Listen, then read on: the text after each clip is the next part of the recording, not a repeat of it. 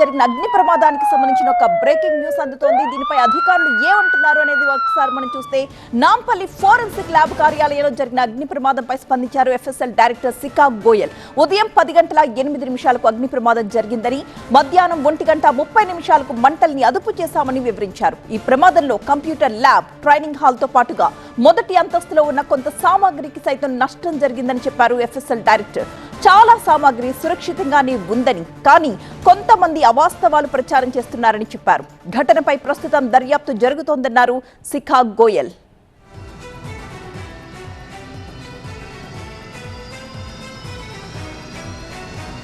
Nampally forensic lab కార్యాలయంలో జరిగిన అగ్ని ప్రమాదంపై స్పందించారు ఎఫ్ఎస్ఎల్ డైరెక్టర్ శిఖా గోయల్. ఉదయం 10:08 ఈ అగ్ని ప్రమాదం జరిగిందని, మధ్యాహ్నం 1:30 మంటల్ని అదుపులోకి తెచ్చామని వివరించారు. ప్రమాదంలో కంప్యూటర్ ల్యాబ్, ట్రైనింగ్ హాల్ తో పాటుగా మొదటి అంతస్తులో ఉన్న కొంత సామాగ్రి సైతం నష్టం జరిగిందని చెప్పారు ఎఫ్ఎస్ఎల్ డైరెక్టర్.